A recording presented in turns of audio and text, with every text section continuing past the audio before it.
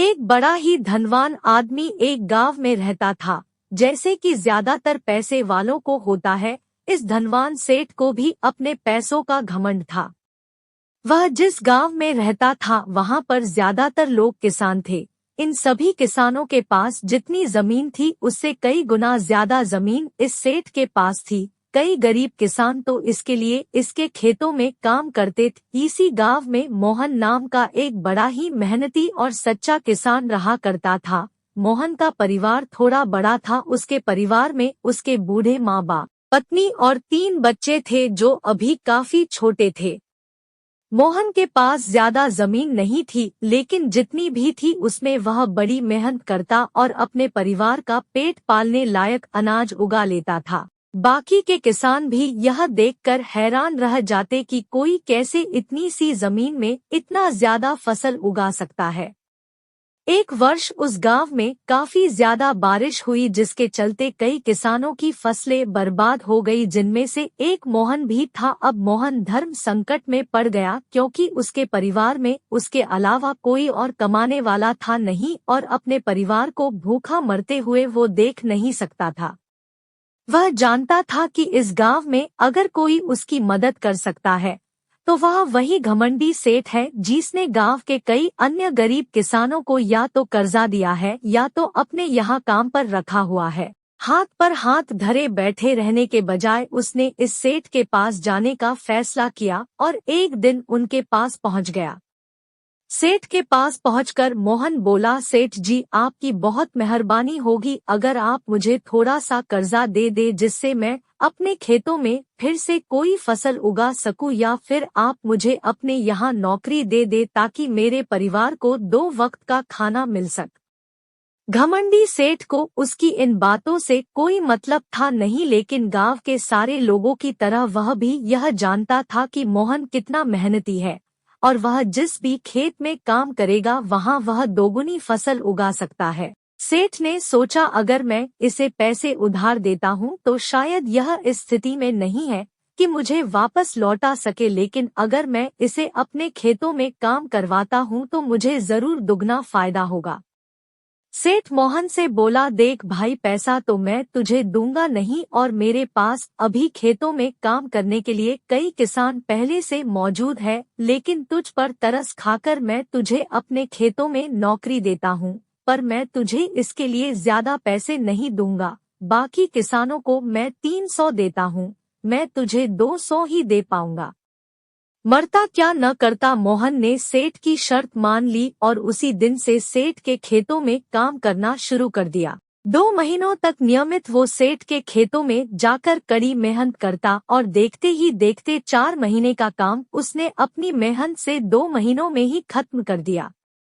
सेठ उसके काम से काफी खुश था, लेकिन वह कभी उसको यह जताता नहीं था। जब सेठ ने देखा कि उसका खेतों का काम अब खत्म हो चुका है, अगर वह मोहन को काम से निकाल देता है तो उसके 2 महीनों के पैसे बच जाएंगे, तब सेठ ने मोहन को काम से निकालने का फैसला किया। एक बार सेठ को ये विचार भी आया कि इतना मेहनती आदमी शायद उसे दोबारा ना मिले, लेकिन फिर उसने सोचा कि जब अगले साल काम आएगा तब उसे फिर से नौकरी पर रख लेगा। आखिर इस गांव में उसके अलावा है कि कौन जिसके आगे ये लोग अपने हाथ फैलाएंगे। एक दिन सेठ ने मोहन को अपने पास बुलाकर उसको उस दिन का पैसा दिया और साथ में यह भी कहा कि कल से तुमको काम पर आने की जरूरत नहीं है, अब मेरे पास तुम्हारे लिए कोई काम नहीं बचा है। जब मेरे पास काम आएगा तो मैं तुम्हें बुला लूंगा। यह सुनकर मोहन का दिल बैठ गया। पिछले 2 महीनों से कम ही सही उसके बच्चों और परिवार के पेट में अन्न का दाना जा तो रहा था, अब वह क्या करेगा, यही सोचकर उसकी आंखों से आंसू निकल आए। मोहन ने सेठ के पैर पकड़ लिए और गिड़गिड़ाने लगा, सेठ जी, मुझे इस काम की बहुत जरूरत है, मुझे मत निकालिए। अपने मतलब से मतलब रखने वाला सेठ टस से मस ना हुआ। उसने खरीखोटी सुनाकर मोहन को वहां से चलता कर दिया और मन ही मन 2 महीनों की तनख्वाह बचने से खुश होने लगा। अगले दिन जब सेठ सवेरे उठा और अपने आंगन में आया तो उसने देखा कि मोहन उसके आंगन में बैठा है। सेठ ने उसको पास बुलाकर पूछा कि क्या हुआ, तुम क्यों यहाँ पर बैठे हो। मोहन बोला, सेठ जी मुझे वापस काम पर रख लीजिए, आप जानते ही हैं मेरी आर्थिक परिस्थिति कैसी है, थोड़ी दया कीजिए। लेकिन सेठ ने उसकी एक न सुनी और फिर एक बार उसे बुरा भला कहकर वहां से जाने के लिए कहा। बेचारा मोहन अपना सिर नीचे झुका के वहां से चला गया। अगले दिन फिर यही घटना दोहराई गई। मोहन फिर सेठ के आंगन में बैठा था। सेठ ने फिर उसको वहां से जाने के लिए कहा। यही घटना अगले कई दिनों तक चलती रही। अब तो मोहन सेठ के हकालने पर भी वहां से नहीं जाता था और वहीं पर बैठा रहता था। एक बार सेठ ने उससे पूछ लिया, तुम कैसे आदमी हो, मैं तुम्हारा इतना अपमान करता हूँ लेकिन तुम्हें कोई फर्क ही नहीं पड़ता। तब मोहन ने सेठ से कहा, बुरा तो बहुत लगता है सेठ जी, लेकिन जब घर जाता हूँ और भूख से बिलखते अपने माँ बाप और बच्चों को देखता हूँ तब यह अपमान मुझे कुछ भी नहीं लगता। इतना सब कुछ होने के बाद भी सेठ का दिल जैसे पत्थर का बना हुआ था। उसने मोहन को अभी तक काम पर नहीं रखा और न ही उसका ऐसा करने का कोई इरादा था। एक दिन सेठ ने सोचा कि कुछ दिनों के लिए किसी और गांव चला जाता हूँ ताकि मोहन से पीछा छुड़ा सकूं। अगले दिन मोहन के आने से पहले ही सेठ अपने परिवार को लेकर अपने किसी संबंधी के यहाँ चला गया और वहाँ पर 10 दिनों तक रहने के बाद फिर अपने गांव अपने घर वापस लौटा।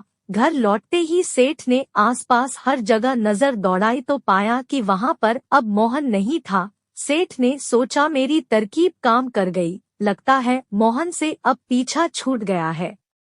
हालांकि अब सेठ के द्वार पर मोहन नहीं बैठा था, लेकिन मोहन का विचार अभी भी सेठ के मन में घर कर बैठा था। सेठ सोच रहा था, मोहन इतनी जल्दी हार मानने वाला आदमी तो नहीं दिखता है, उसके साथ क्या हुआ होगा, क्या उसे कहीं कोई और काम मिल गया होगा या फिर और कुछ।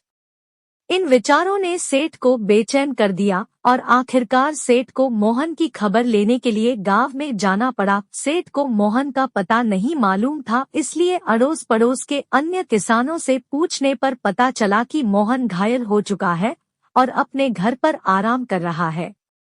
सेठ ने जब उसके घायल होने का कारण लोगों से पूछा तो सेठ को पता चला कि जब सेठ अपना घर छोड़कर किसी और गांव में गया था तब बंद घर देखकर कुछ चोर उसके यहाँ चोरी करने आए थे, जिनको रोकने की कोशिश करते हुए हाथापाई में मोहन चोटिल हो गया था। यह सब जानने के बाद सेठ का पत्थर का दिल भी अब मोम की तरह पिघल गया।